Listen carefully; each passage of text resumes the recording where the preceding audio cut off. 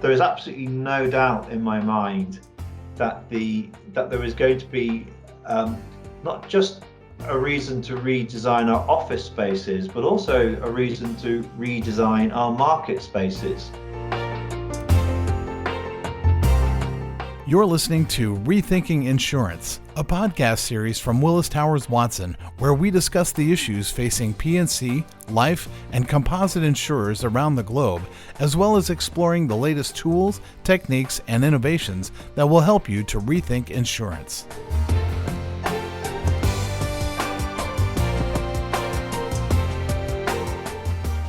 Hello and welcome to Rethinking Insurance. I'm your host, Sina Thieme. So today I'm delighted to be joined by my two guests, Richard Clarkson and George Zarkadakis. Richard Clarkson, he's a head of London market consulting at Willis Towers Watson. He's a lawyer by trade, but spent most of his work life in operations and business development. And one area of his expertise is around advising on the setup of new trading and operating models and the required structures, processes, and skills involved. George Zarkadakis is a director of Willis Towers Watson's digital incubator and the leader of the Future of Work strategy advisory services for Great Britain and Western Europe. George advises companies on business transformation in the context of robotic process automation and artificial intelligence. And just a few weeks ago, he published his second book called Cyber Republic, Reinventing Democracy in the Age of Intelligent Machines. So good afternoon, Richard and George. Good afternoon, Sina. And hello from me as well. COVID-19 already had a huge impact on our workplaces, affecting the speed of digitization within companies, from the equipment for employees and network capacity to automation of processes and calculations. It's affected how we communicate with colleagues and with customers. And it's also affected how we time and structure work processes, for example, in order to accommodate for employees who have to balance work with other responsibilities, right? And so you both have summarized your thoughts on those topics and on the future of work in the insurance industry in your article, Reimagining the London Insurance Market in the Post-Pandemic World. And I'm very excited to be speaking to both of you today about this. And before we dive into this discussion, I was gonna find out a little bit more about both of you. And it's interesting, if I Google you, Richard, then there's two main results. One is a design company in San Francisco that comes up, and the second is an actor from Downton Abbey. I wish both of those or either of them were true. But no, I'm not. I'm surprised to come up on Google at all, but that's interesting. So what would you really like to come up when you Google Richard Clarkson? Oh, crikey, now you're asking. So my greatest passion when I was a teenager and actually all the way through into my 20s and 30s was following Formula One. And I guess I would love to have been the guy driving one of those cars. I gave it my best effort on in driving in my normal life. I think my driving license kind of reflected that for a while. But no, that wasn't to be, and I ended up in the very happy place I am now and doing what I do here in the London market. So George, when I Google you, there's nothing but you coming up. Your books and your talks and your TEDx talk as well. Is that what you would like to come up, or did you want to come up with something different? No, absolutely. I'm very pleased that the Google search algorithm is producing my desirable outcomes, which is promoting my new book, Cyber Republic. So thank you for testing and checking on this. So there's a quote from your article that I really liked, and it goes, "Resilience and agility have become two of the most strategic business goals to ensure business continuity and, in many instances, business survival."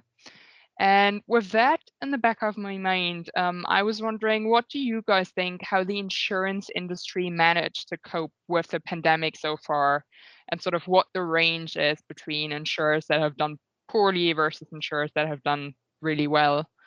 Richard, maybe you want to start. I think, first of all, as an industry, I think we've been very surprised at just how well we were able to cope. Bearing in mind that nothing like this has really happened before, and the ability for the market to continue to trade and for people to be able to work from home, most organizations actually found that they were surprisingly resilient. Actually, we've been taking advantage of technology and investments we've been making as a market, as an industry over the last few years, and particularly around kind of digital trading. In London market, we've got PPL, and that's made a huge difference. What I would say, though, is there's a big difference between, and the other thing we talk about in the article is surviving versus thriving. So we proved to ourselves, actually, we can survive pretty well. But I think we need to pay attention to what are some of the things that we find more difficult to do. And that's all around how you bring people together to collaborate, to come together to develop relationships, to develop people, to set strategy, to innovate. And actually, that's been quite difficult to do. So surviving, we've coped quite well. Thriving, actually a little bit harder, a little bit more challenged. And if I was to just add to what Richard just said, perhaps I should make a distinction between those two words, resilience and agility. So resilience is how companies absorb shocks. And clearly, as Richard mentioned, the insurance industry has been very resilient. It absorbed the shock. It sort of reconfigured itself in order to ensure business continuity. But agility is a little bit different. Agility is how you make the most of opportunity. So again, resilience plays to the survive theme, while agility very much plays to the thrive theme that Richard just mentioned. And agility is it's a different kind of animal, let me put it this way. It has to do a lot with how you're set up organizationally, how, for example, you empower people on the edge to take decisions, how you use technology, how data-driven you are, how efficient you are in the use of the technology, and very much has to do about the culture. How's the mindset in the organization? How entrepreneurial is the organization? How collaborative? And all the rest. So in the report that we did in collaboration with London market groups, we've asked leaders to give us their insights, not only on how they manage to survive, in terms of their resilience, but very much so how they see the future, how they see the future of them thriving. And that theme around agility was one of the themes that we picked up from those conversations. And George, talking about empowering people and the culture and mindset within companies, how do you think the pandemic influenced the skill sets that companies or insurers in particular are looking for in their employees? We've been doing a lot of work with organizations that were undergoing transformation for at least the last 2 years. And as they absorb technology and try to automate their processes, and including AI and all the rest. And what the COVID-19 did, essentially it accelerated that journey. And throughout that work, and also the work that we did with the World Economic Forum, we've identified 4 broad areas of skill sets that employees really need to have in order to be in the post-COVID, or if you like, in the AI economy, right, that is emerging. First is be able to solve complex problems. And that means being able to have a cross-disciplinary awareness of the business rather than being very narrow. The second area is interpersonal relations, how they collaborate, how they communicate, how they serve customers. This is a very important skill set. Thirdly, self-management. Going back to what I said around agility, around flatter organizations, around empowering the edge, that means that people, employees, don't need and shouldn't need line managers or project managers to tell them what they do. They need to be self-managing. And fourthly, and very importantly, and obviously, of course, how they use and develop technology systems. Think about data analytics. Think about democratizing visualization of data. So these are the 4 broad areas, I would say, of the skill sets of the future. Yeah, thanks, George. And I guess you just said you need to manage your own time, rather than being managed by someone else, I guess, right? But this also requires trust in other disciplines from the management, right? So maybe, Richard, you can briefly talk about the skill set that management has to develop in order to cope with this word. So there's a paradox of operating remotely, whereby some things are more efficient and effective, but other things are less efficient. I talked about some of those things earlier. But I think one of the things that managers are certainly going to have to be able to improve and really focus on is how do you get people working together? How do you make sure that people are making the connections that they need to make, that they are bouncing off each other? How do you do that virtually? What are the ways in which and I think one of the things that's going to be really interesting when we go back into the office is the role of the office as a collaboration space. Now, I think the other thing which managers also will need to keep an eye on is the working days become very much more elastic. And in many ways, that can work for a lot of our people because they take the advantage of some of the flexibility that it brings. But I'm also really aware that the day seems to start earlier and finish later. So actually, I think it's going to be much more demanding. And I think there is something about how do you make those networks work? How do you get people working together? How do you overcome it as our workforces, as our client bases become more geographically fragmented from each other? Yeah, so you briefly touched on this, and I think in your article you called it breakdown of hierarchies, right? So maybe you can elaborate on that a bit more. So now we've been working, as I said, a lot with companies that have had this sort of, top of agenda issue around how can they flatten their organization? How can they focus to the customer? Because you see, one of the key problems that we discover in big organizations, in fact, as they grow, is that the top part of the house becomes ever more distant from the middle part of the house that is dealing with customers. And this makes the organization lose focus on the customer. So the breakdown of hierarchies, one should see that as very positive in terms of delivering broader focus on the customer, having a flat organization, but also empowering decisions on the edge, which is very important if you think about the investments that companies make in data analytics and algorithms. The big dividend of those investments pays off on the edge, meaning people being able to take decisions, very quick decisions, and serve customers without having to go through the rounds of approval. So again, this is one of those moments in history where we, as an industry, as practitioners, as leaders, we absolutely need to seize the moment. Also, I would add to that, I think it's incredibly important that organizations really think about how its hierarchy is operating as we operate more virtually. One of the big challenges that we see in insurers all the time is how they overcome their functional silos. And those organizations that overcome it best are the ones who deliver best long-term profitability, something that we've proven again just recently. So it's going to be incredibly important that, back to the point around the networking, that you're getting people to network and to come together in a very conscious way to make sure that the connections are being made and that the information is flowing in the way that you need to. We don't have the coffee or water cooler conversations anymore.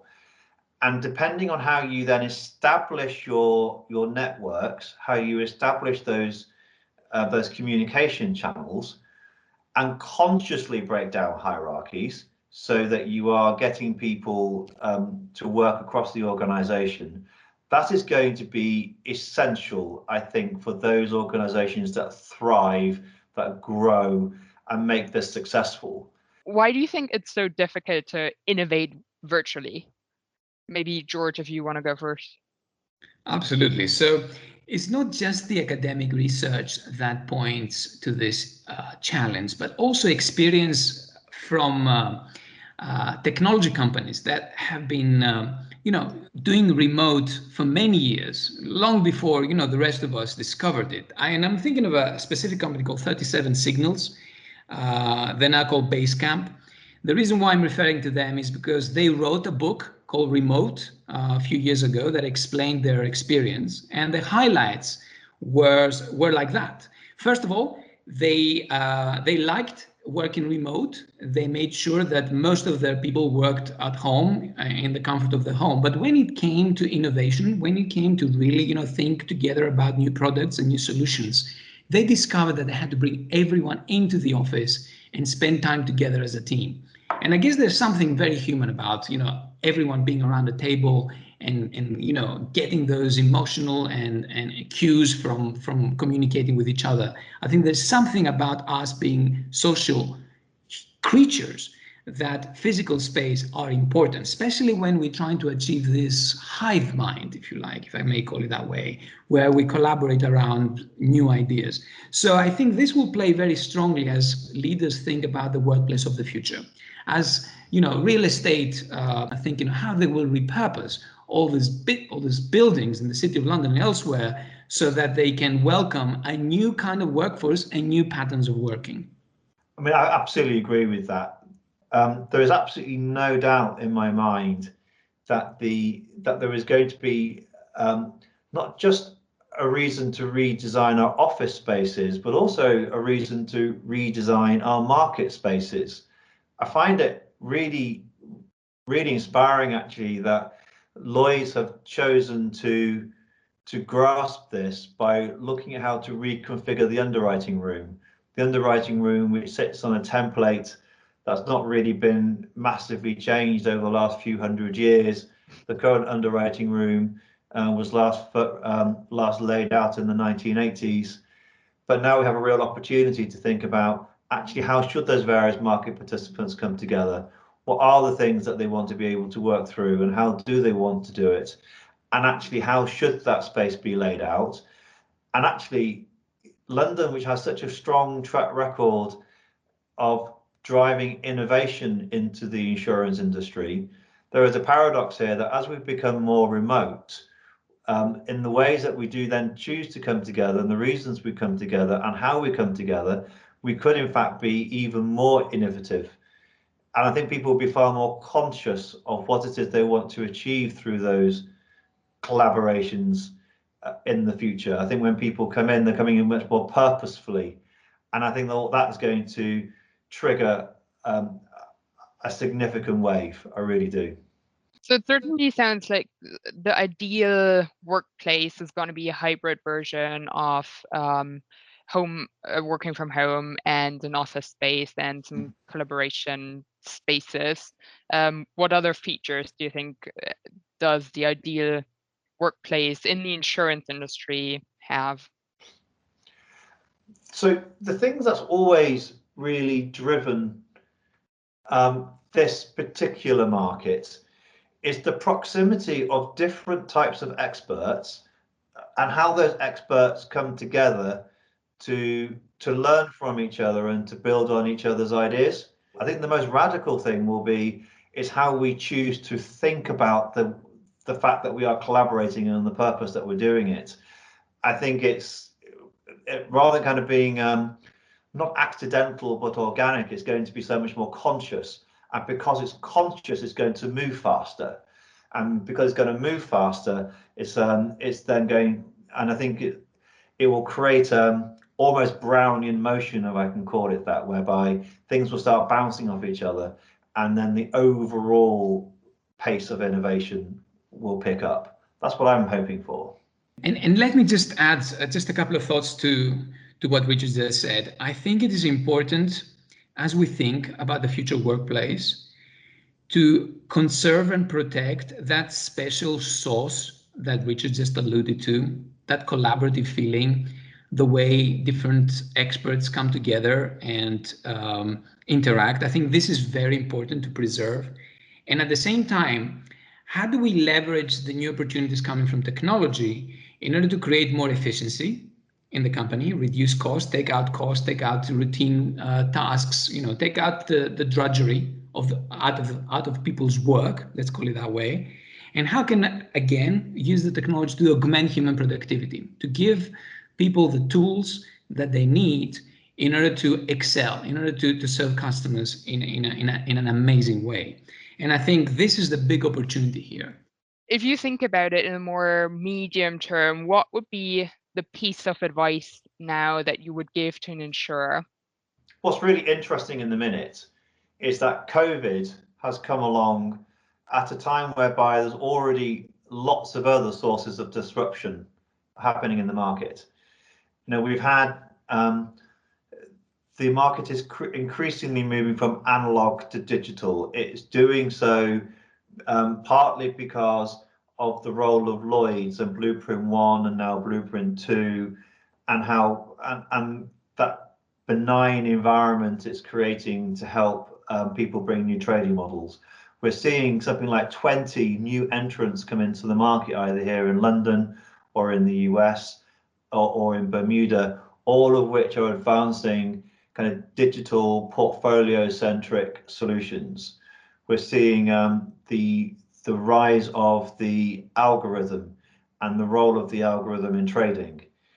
And I think what's really interesting now is, and the advice I would give, is that this really does feel like a once in a generation inflection point where lots of things were changing. COVID has come along and catalyzed that.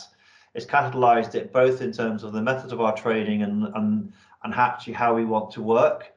And I can absolutely see that as we come out of it, as we go through the next 5-10 years, this could be a decade that whereby we radically change how we run our businesses, the products that we offer. I think there's a whole range of rethinking the risk transfer mechanism, the various ways in which we can help provide resilience to those industries that we insure. So this is now this is the core opportunity to really embrace that and to rethink what your business model is going to be. What is your blueprint for the future? How do you stitch all these different things together and chart a course to go forward? So to what Richard just mentioned, let me add just a few more thoughts. First of all, let me say that in the document that we are publishing, we have some very practical, tactical steps and ideas for people to pick up on.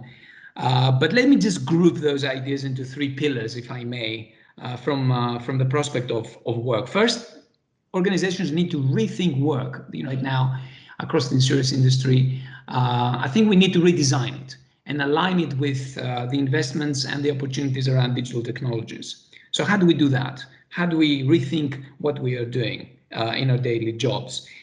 Obviously, the workplace, and we've discussed that. How do we reinvent the workplace? How do we invent the relationship that each and every one of us has with the office? And what does that mean in the post-COVID era? And a third pillar, I would say, let me call it the workforce, right? So how do we train people? Okay, how do we bring people along in this change? How do we coach and mentor people? And very importantly, how do we reskill people in a continuous base in order to remain competitive and successful? Thank you very much for your time, Richard and George. That was super interesting. Just to finish off maybe with one quote from your article again. The office will be a physical representation of how firms envision collaboration. And I think that's really the key that you brought out here as well. So thank you for your time. And thank you. Thank you for giving us the opportunity to talk it through. It's always really fun and interesting to do so. So thank you. Absolutely. Thank you very much. And thank you for listening to this episode of Rethinking Insurance. Thank you for joining us for this Willis Towers Watson podcast. For more information, visit the Insights section of willistowerswatson.com.